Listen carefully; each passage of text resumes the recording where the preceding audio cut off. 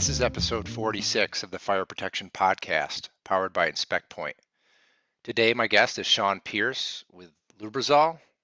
He's on to discuss Freeze Master and some of the fire sprinkler antifreeze that has come out to the market with all the changes around September 30th of this year to NFPA 25 and NFPA 13, and how the fire sprinkler industry is going to deal with the antifreeze issues prior and obviously transition to the newer listed ones. So Sean's a big wealth of knowledge there, and obviously I'm all bundled up here.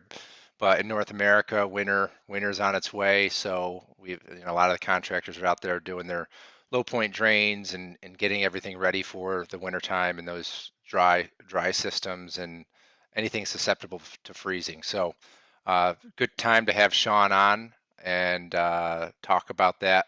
He's a wealth of knowledge to not only the antifreeze stuff, but CPVC.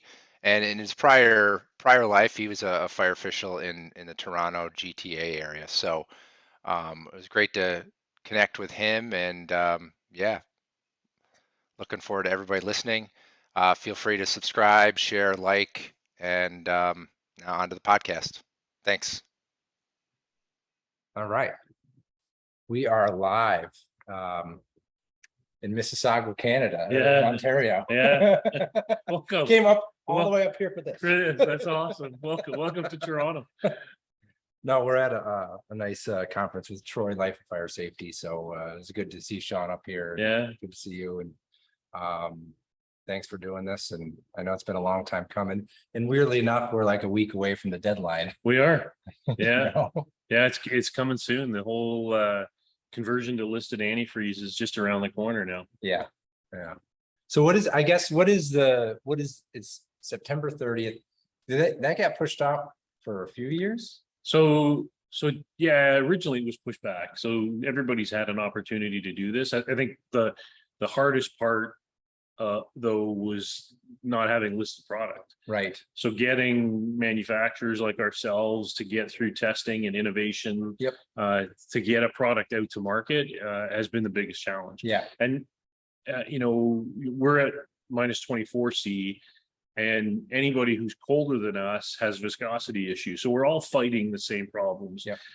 As much as we're competitors, we're all experiencing the same difficulties with listed antifreeze. Yeah. So like, did you guys collaborate at all, or is it kind of still separate? No, I think it's all pretty separate. I mean, we're definitely operating on our own. Yeah. Noble, operated on their own, and JCI on their own. So there's 3 listed products in the market now. Yep.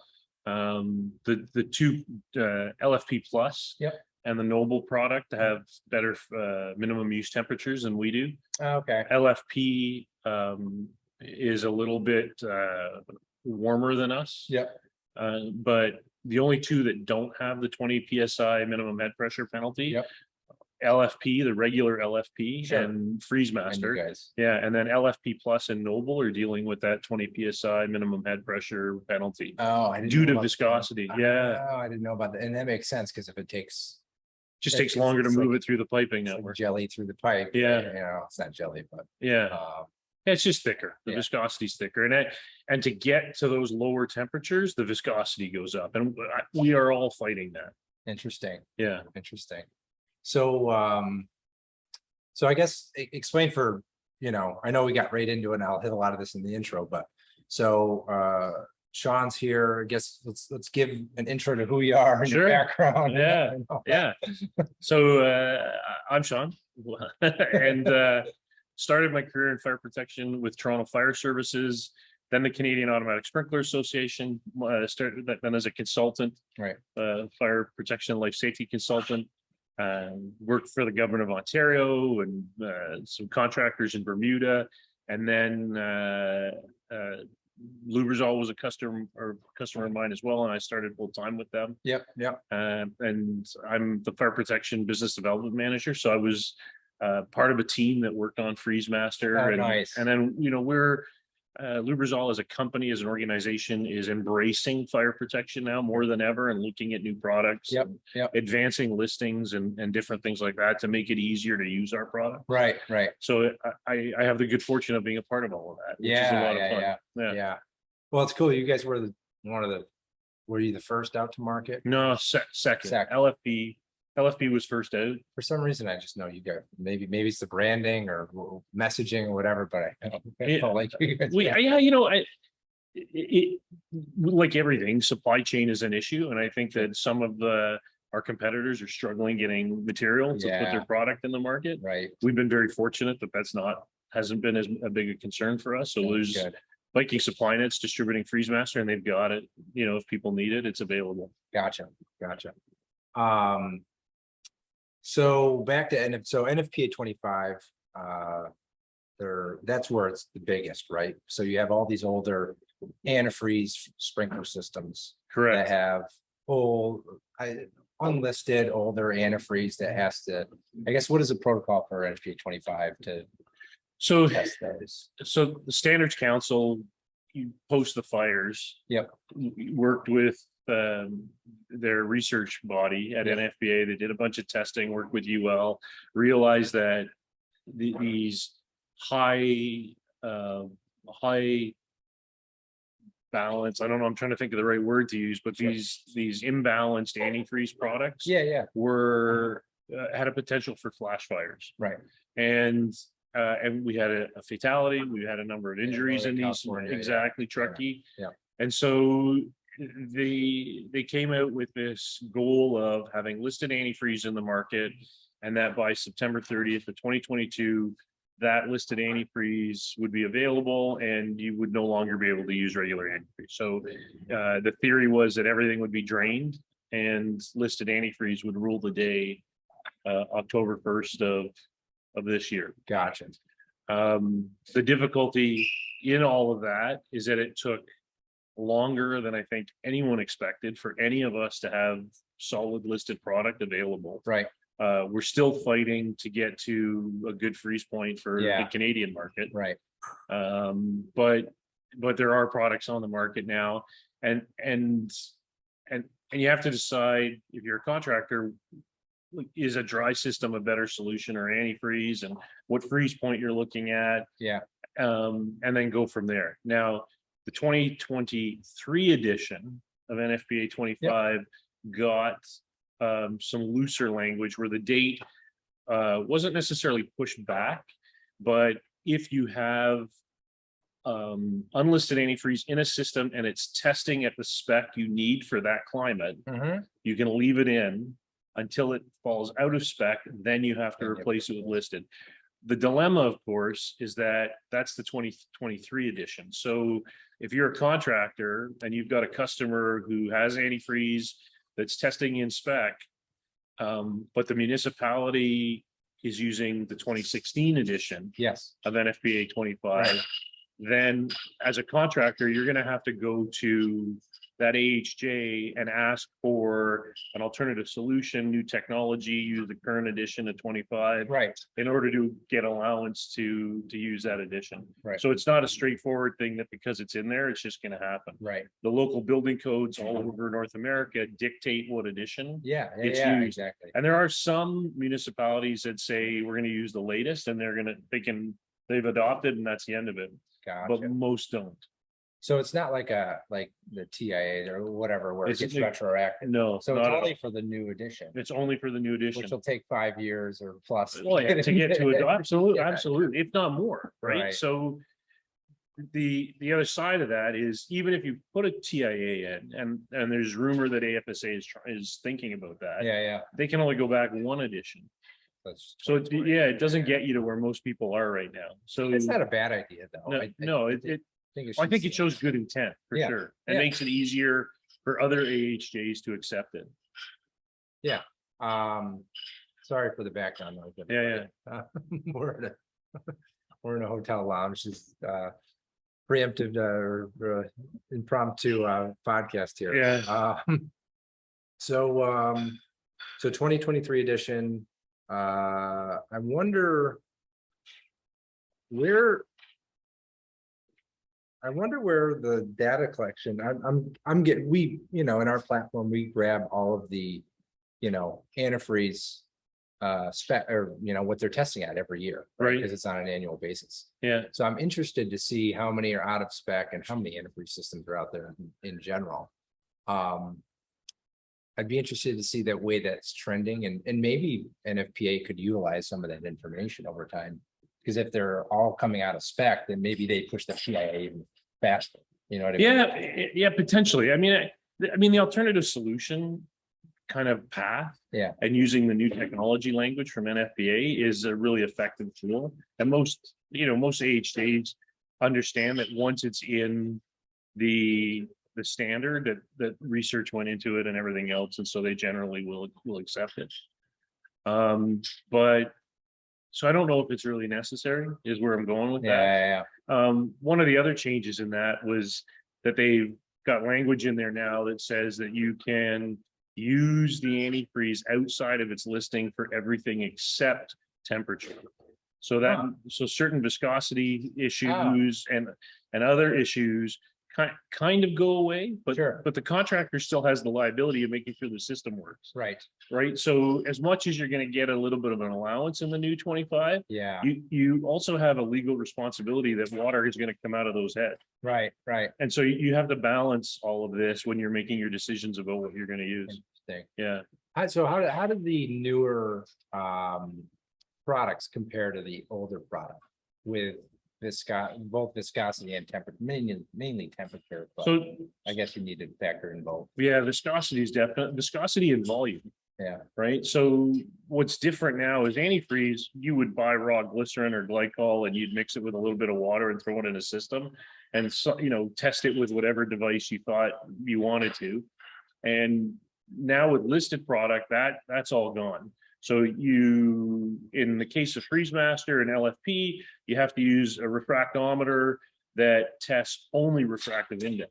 You can't use a brick scale and get a temperature correlation. You have to get the refractive index number and compare it to the technical data sheet. So most contractors have these scaled devices. Well, they don't work anymore.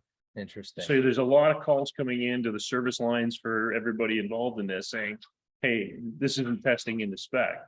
And it's not that it's not, it's that it's the wrong device now. Sure. And then Noble's got their product out in the market now, and they're asking everybody to use a hydrometer, which is really tough in the field because you've got to have a perfectly flat surface, a test tube with just the right amount of fluid in it. That test tube's got a bob in that. The bob has to float in the test tube without touching the sides. And then you got to look through the glass and correlate those numbers. And so and the way UL has it set up, it's to 2 decimal points. And I know I'm physically not capable of trying to take a bunch of markings on 2 glass, beakers and figure out what those 2 decimal points are. So field testing has become a challenge as well. Yeah, I can imagine. I'm just trying to picture fire sprinkler fitter technician trying to do that. It's like a science experiment. It's totally a science experiment, right? And so that's a big challenge. But I think some of the bigger contractors, the PMA guys, the inspection test guys, they are collecting fluid, refilling whatever they take out with new, and taking it back to their office, and they've got a test bench set up. And that seems to be the best, because even the refractive index devices, like the MISCO NDA 20 scale, it has to be the same temperature as the fluid. So you have to climatize everything. It will temperature correct as long as both the fluid and the device are the same temperature. So if the fluid is, X, and the device is 10 degrees warmer, you won't get a good reading. Wow. So this concept of bench testing with listed antifreeze is becoming more and more popular now. Interesting. Yeah, it's you got to send it back, and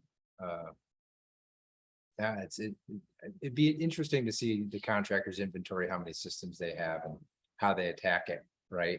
Yeah. Over the next few years. Yeah, and if the other part of this is choosing an antifreeze based on the listing for each product. So the listing has a series of things you must do. So you must pass fire performance, you must pass certain compatibility tests, a minimum of them, and you in that you get a volume based on how your performance is in each test. Okay.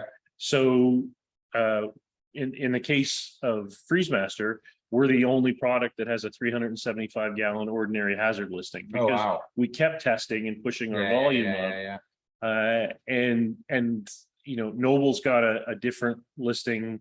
They've got a 40 gallon limit on light hazard, which JCI and FreezeMaster have a 500 gallon. 40 gallon, that's Yeah, nothing. it's nothing, Yeah, right? So when you're choosing a listed antifreeze, please read those data sheets. Sure. It's like choosing a sprinkler head. Yeah, Right. yeah. You want a 20 by 20 sprinkler head. Well, what K factor you're going to choose and what does that mean? All of that's in the data sheet.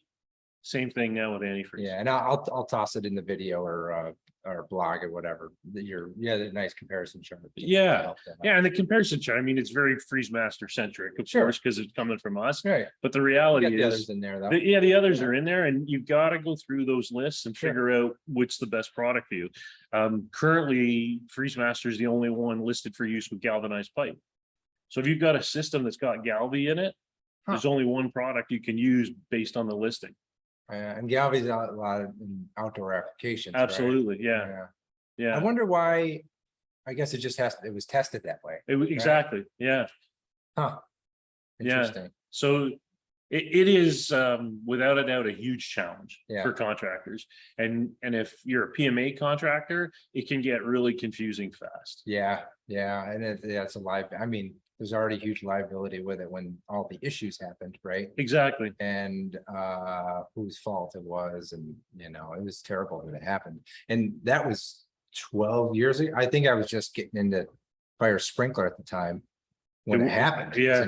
2008. Yeah. 9. It's crazy. It's 2022, and it's I know, and we're still dealing with it. it. Yeah, I think it's been a really tough development process for everybody involved. Yeah, it's a challenge.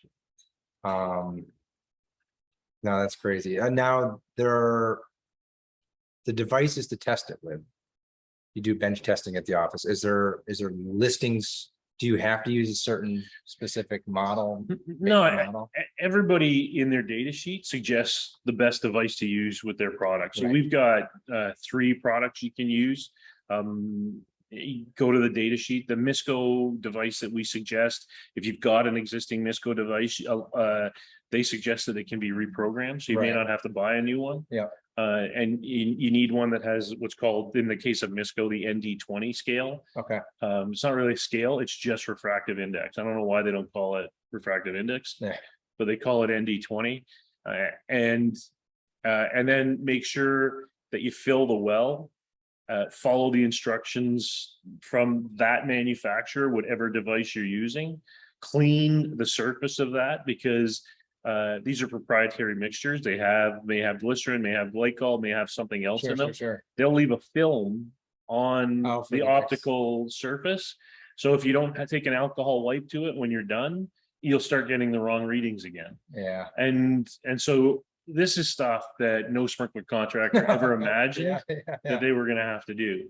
Wow. And these devices aren't really cheap. So the bench testing thing, if you're not doing it already as a contractor, it can start to make more sense, because you can train one person who could fill in a form and give you those results for your PMA. Yep. And then go from there.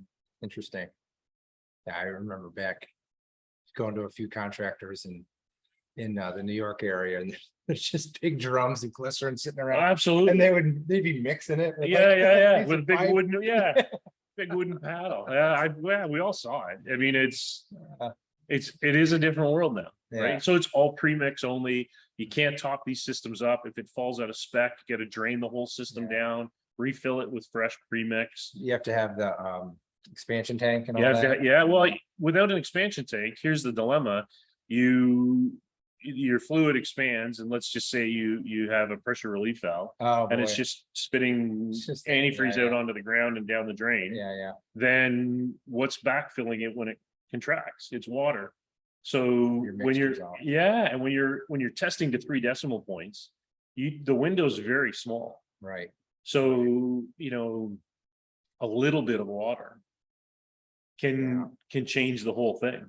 Now I know when the a tragedy happened, there was more concentrate and, by the head than maybe where it's tested. Is there protocol for Freeze Master than any of the others where to test?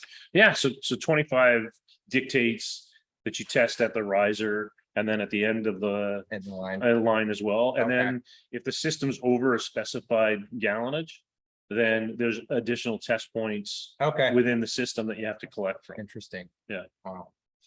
Now they have to have different tubes of They'd have to have mixture. yeah, and Yeah, and we're all asking you to collect, anywhere from a gallon to 2 gallons of Wow. material from each test point. wow. So you're not just getting the That's test tube crazy. size from the end, but you're actually drawing enough out. So when you do these tests, it's really important that you isolate that backflow device. Yep. Right.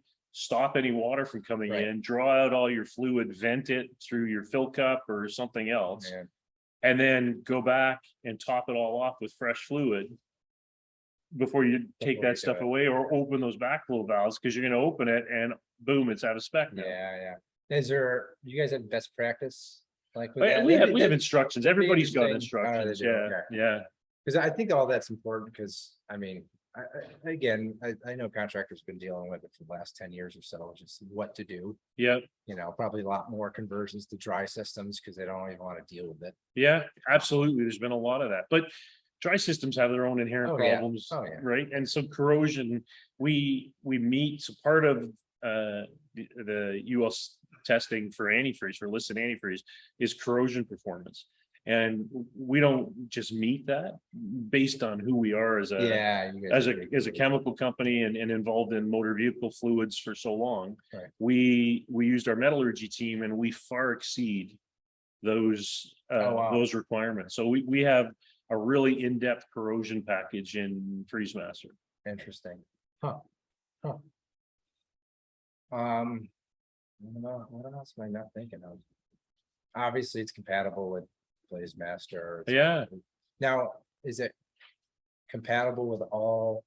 Now, you said you had a lifting for Galvy. Yeah. Is there any, probably not copper, right? Yeah, copper's in there too. Oh, Yeah, really? it's a standard. It's Interesting. part of the standard compatibility test from UL. Things like EPDM gaskets, X, Yeah. CPVC, all of that is part of that standard package. Wow, interesting. Now, I had to deal with one back in the day when I was in Viking, but there's ESFR systems with there's probably that was it was going by the wayside, but I remember some contractors having to deal with it, and it was it was more of a glycol mixture, but it was specific to that application. And I don't think, they'd have to take that whole thing out, but is So- there anything happening with the ESFR? No, so ESFR still gets to use the glycol Really? mixture. Oh, they still, because it's The specifically listed that way. products haven't been approved for use with ESFR heads. So ESFR is in a kind of a world of its own still right now. Gotcha. Yeah. 'Cause I didn't see it, you don't see it much anymore, but there's still older systems with that glycol on it, right? Yeah, absolutely. And there's some enormous systems Yeah, in the market I that heard people one have in forgotten. Southern California, somebody told me about it the other day, and I was like, what? There's one in Southern, I guess they had an ESFR system that had a bunch of. Yeah, and anybody that's had a freeze Yeah. is worried about it. There's some systems in the Toronto area that are up over 1,000 gallons. Wow, They've got an outbuilding somewhere and they got a line underground and they've just plumbed the whole thing with antifreeze wow, and forgotten about it. that's crazy. Yeah, it'd be interesting to see, hopefully there's, the TIA gets pushed through at least to 2020, because I think a lot of jurisdictions will be moving to that sooner than, because there's some good changes in 2020. Yeah, If you gotta wait for 2023, it's gonna change again before everybody even adopts a code. absolutely. And Yeah, you guys are all gonna change probably your product to a certain extent. as well. Yeah, right? yeah, absolutely. Yeah, because we're all fighting to get to the coldest temperature with the least impact on the property owner or the contractor. Yeah, Right. So everybody's, Yeah. I can't speak for anybody else, but I'm sure we're all working on the same thing, Yeah. trying to make it more user friendly. and I'm sure all the contractors know about of all their antifreeze systems out there that they have. Right. If they have it documented correctly from past inspections or an install, they should know where they need to go, Yeah. and at least provide them documentation of, hey, we should be changing it out with this, even though it's not required yet. Absolutely. And when you think about choosing a product, think about your spaces a couple of ways. One is a cold space, and what temperature is it at, and then pick the right antifreeze for that temperature.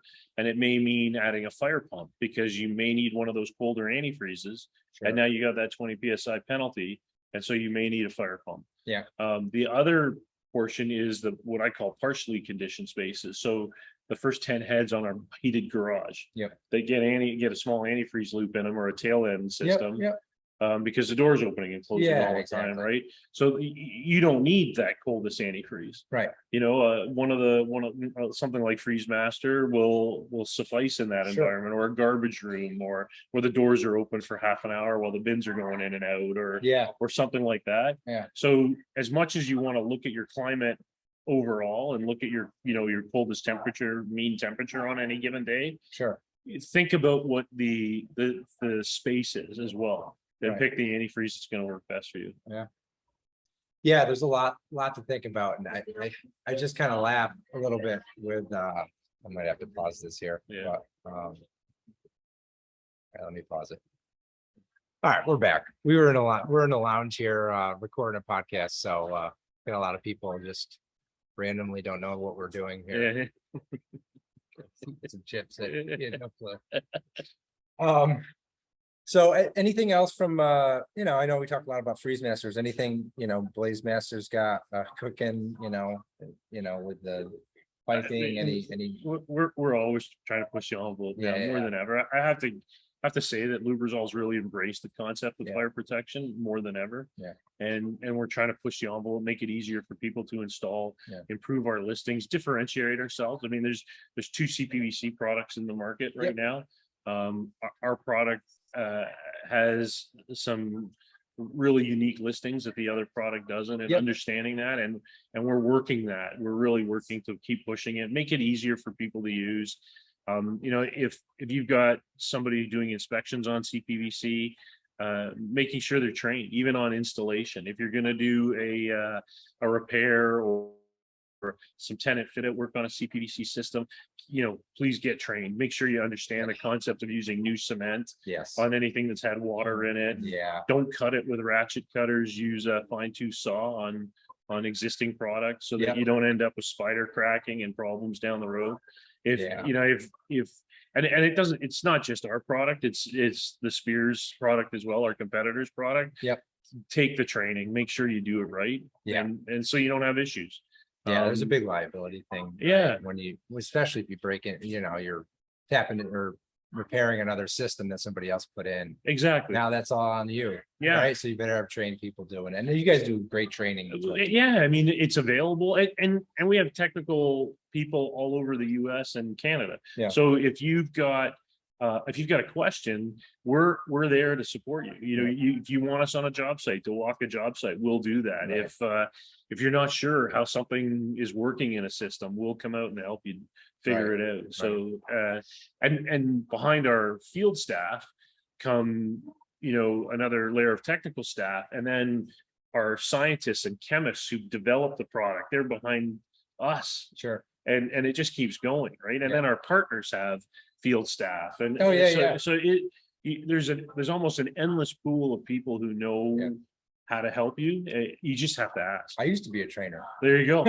Right. No, but I mean, that's what we want. We want as many people. It provided a value that you couldn't.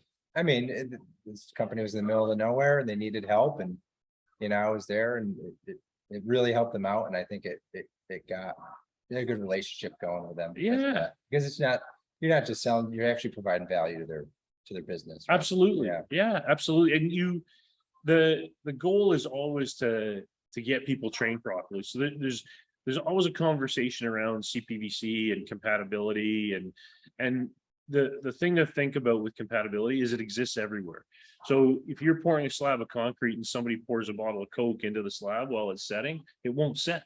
Sugar is incompatible with concrete. Right. So something as simple as that. And you think about that, guys are drinking soft drinks all the time, right? Or juice on a construction site. And you can blow a whole floor up by just pouring juice into a wet concrete. And that's chemical compatibility. So what we've done with our FBC program is try and get out in front of it. Right. But it in some cases, it's had a bit of a reverse effect. People get nervous of it because we talk about it Right. rather than embracing it and being in front of it. Yeah. And so, you know, I use the example of the LA dishwashers. They put a bunch of dishwashers out on the market, and somehow the gasket wasn't tested for use with the soap that goes into dishwashers. Oh, no way. And it was incompatible, and they had a bunch of failures. Oh, God. Right. So it literally, it exists everywhere. Yeah. And it's not as frightening as most people make it out to be. It's just about being educated. Yeah. Gaskets on, mechanical couplings, and all of that stuff has stuff that it doesn't like. Right. Steel all by itself doesn't like water. That's why we get corrosion, right? And nick and everything else. You need oxygen with it. Yeah. There's oxygen in the water. There's oxygen in the water, right? And now we have chloramines in the water, which are accelerating the corrosion, Yeah. There's a story in Denmark or Norway where galvanized pipe system, chlorinated water produced hydrogen gas. What? So they drained the system to do an annual. Yeah. Didn't shut any power off in the valve room. Right. Head out, thankfully, out of the valve room, and had the valve cover off, and the hydrogen gas settled, and something sparked in the valve room, and it blew up. No way. Yeah. So It you produces a hydrogen gas from the chemical reactions with galvanized pipe and chlorine. So there's things that we may not necessarily have seen it here yet, right, but it's happening around the world. Interesting. And be aware of it. Yeah. Document it, Yeah. The more data you have, the more you can go back to your different buildings that you have contracts with and Absolutely do it. So yeah, absolutely. is there any, I don't know if I want to bring this up or not. I know we were working on some stuff in New York City. You know what? So New York's just an interesting animal. The DOB. If you're from New York listening to this, just the letters DOB probably drive you crazy. And Drew I was bouncing off of Drew a little bit, trying to figure out what we could do there. And Drew warned me that I was going to go crazy, and it physically I did, I think, a couple times. But we're working on a couple things there to try and improve the ability to use CPVC. Again, I think there's a lot of misinformation around what it means to use it, to do it properly, and who's doing it. Right. There's a belief that untrained people can do it. And I think that the DOB, in their wisdom, has to make sure that trained people do it. Correct. Yeah. And there's no shortage of factory training from any one of the manufacturers. No. Yeah. So there's no reason why you couldn't make that a requirement there. Exactly. And then even beyond that is affordability. So it is, especially right now with supply chain, it is a more affordable product. And so, but if you're a contractor, don't assume that your labor is going to be less. It's different. Yes. So don't cut your knees out trying to get a job because you're using CPVC.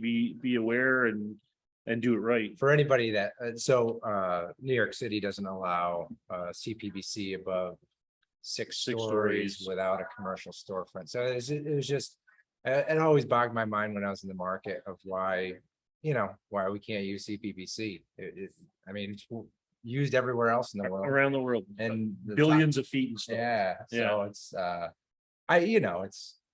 you're trying, and there's some good efforts there. I think so. Yeah, I think so. It's interesting, right? Because Toronto is Canada's mega city, and we have 100-story buildings going up with CPVC in them. Yeah. And New York can't get over 6. Yeah. Right. So it is a strange animal. It doesn't really affect, the other thing with one of our unique listings that we're seeing some adoption here in Canada is embedding CPVC in concrete. Oh, right. Yeah. I think you were mentioned that. Yeah. So you can embed it in the slab and put your heads in afterwards. Very different labor shift. Sure. Upfront labor rather than tail like end labor. It's like a lot of prefabbing goes into it for sure. You can only do it in cast in place. In the US market, I'm finding a lot more of post-tension concrete. You can't do it in that. Some of the bands in post-tension do let go in the slab, and they just carve up everything in the slab when they do. So it has to be a cast and paste slab. for it to work, but we're seeing it, full floors. We're seeing people jump up into balconies and put a head on a balcony or straight out of a Really? balcony slab. Yeah, Wow, we're, that's we're kinda seeing cool. we're seeing a lot of kind of different stuff. So Architects will love that. You don't have to see any piping. no or- pipe, yeah, absolutely. Get And down near you that stuff.